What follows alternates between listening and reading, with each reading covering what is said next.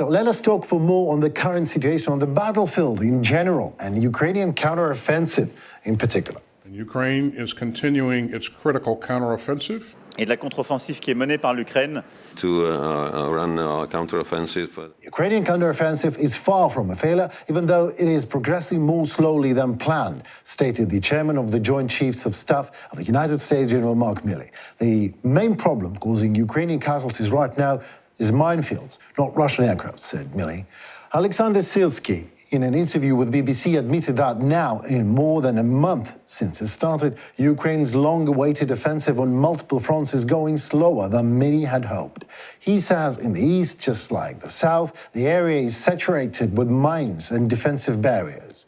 The Russians have many strongholds, therefore our advances are really not going as fast as we all would like, Syrskyi added.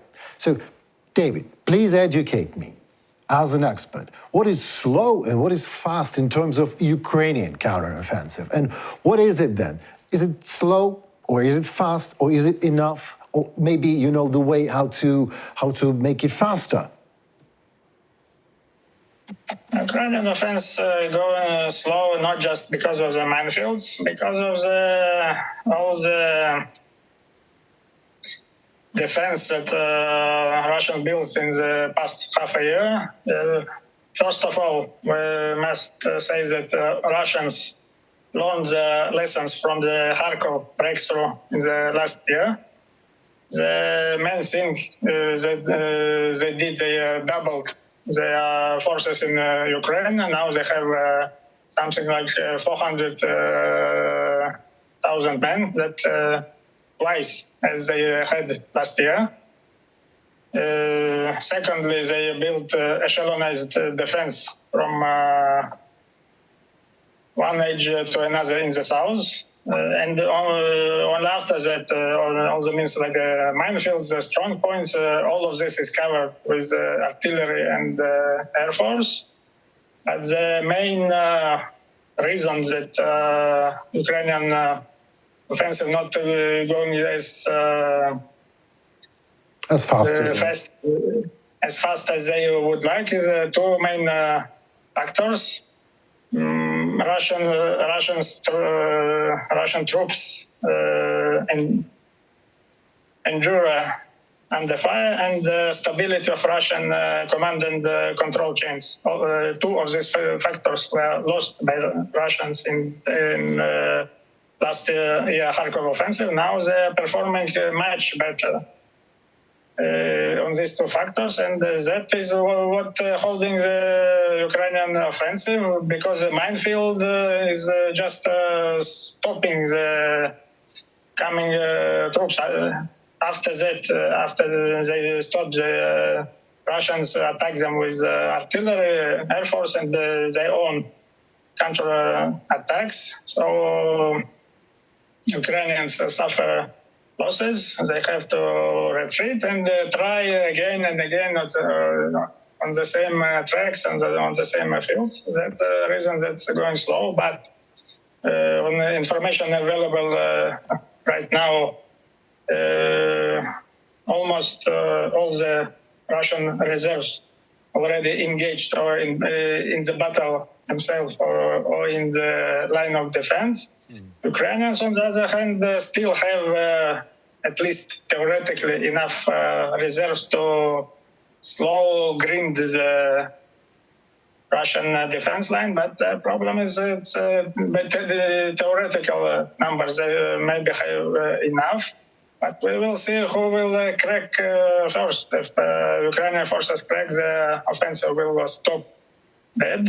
And if Russian will crack, we will see the breakthrough of Russian lines and movement of Ukrainian forces south to the Azov Sea. We have to see and wait who will crack first. So this is why the army commanders, the military command of Ukraine, the authorities of the country, they keep on talking about those aircraft, F-16s, the fighter jets. Why they need it? Can you explain? Obviously they need it, but can you explain why? offensive, especially when we talk about strategic offensive of large dimensions, usually have to go with air superiority. Now, who has air superiority is Russians. Also, they have artillery superiority. And this kind of thing makes Ukrainian offensive very difficult. But we have to ask Ukrainian command. They know all these details before they started the offensive. So at least they thought that even without the plans, the offensive is more or less possible. Of course, with F-16s in a large quantity, it will be much easier. But the fact is that Ukrainian command started this offense without it. That means they thought they have a chance even without the plan. Yeah, I also think so. I think now that Mr. Zaluzhny and his headquarters don't know what they're doing. I just wanted to understand, how can you start the counteroffensive without air superiority? But you probably can, obviously.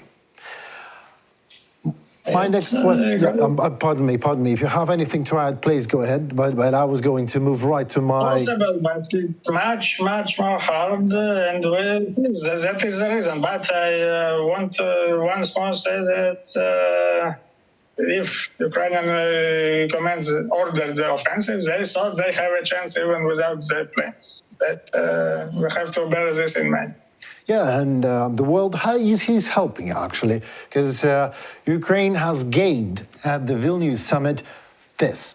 From the United States came 31 155mm howitzers, 32 Bradley infantry fighting vehicles, and 32 strike armored personnel carriers, 28 million rounds of small firearms. A large number. It is not reported exactly how large for the purposes of secrecy. However, hand-launched missiles, grenades, Stingers and Javelins, as well as drones and quite an impressive amount of transport equipment. Germany is transferring 25 Leopard tanks, 2 Patriot complexes, 1 lunar UAV system, other weapons and equipment, including tens of thousands of rounds of heavy ammunition. Great Britain, Australia, Norway, Czech Republic, France, Canada, and Slovakia will give no less. Among the transferred are helicopters, shells, vehicles, weapons, including cluster munitions, NASAMS systems, and control centers for them. So, David, don't get me wrong, person, or anything, no ingratitude. However, is it really help from the world and from Ukraine, or there's just, an obsolete military equipment that people need to get rid of?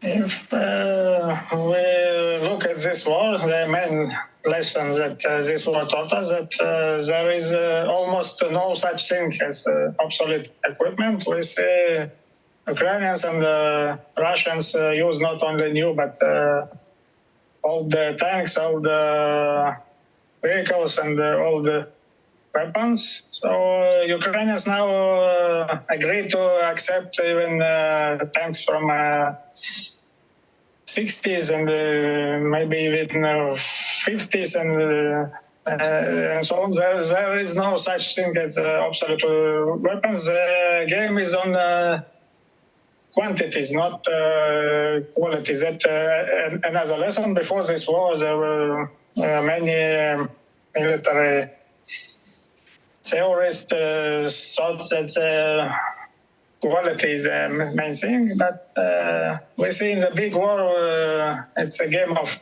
numbers. What they need, it's quantities. One main disadvantage have artillery shells. It's a very simple thing, but they simply don't have it enough. West transferred to Ukraine something like 2 million artillery shells. That they need much more. That is what one of the reasons that they're stopping them now. They don't have not only cannons. They simply don't have enough shells. That simple thing. They simply don't have enough of it. And how much do you think the shells should be sufficient for Ukrainian counteroffensive to give me a better momentum, or to come faster and easier and to lose less lives?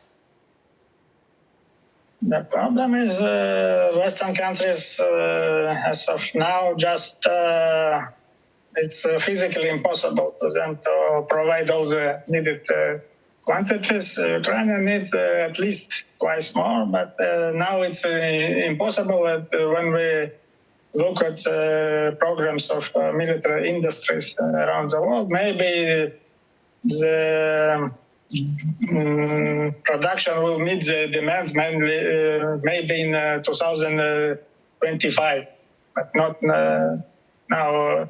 USA, if it would be their own war, they would use their own stock, but now they can spare all of it because they have to look over the shoulder to possible war with China. They simply cannot transfer all the ammunition to Ukraine, but we already saw that they are unpacking their stocks in Israel and South Korea to transfer many hundreds, thousands of shells to Ukraine. But for such a big war, it's simply not enough. And it won't be enough in the nearest months or maybe even in the nearest years, because in the last 30 years, the West simply did not prepare himself for such a big war. Now it's not the 80s when the European countries and the USA had huge armies and plenty of stocks. Now it's all much smaller. Simply to put it, no one now have enough stocks for a big war as Nobody was ready. Nobody was ready, and I really agree. Well, I mean, and I also understand that the way you say it is that some people should be ready because it's their job and responsibility, direct responsibility. And no one is ready.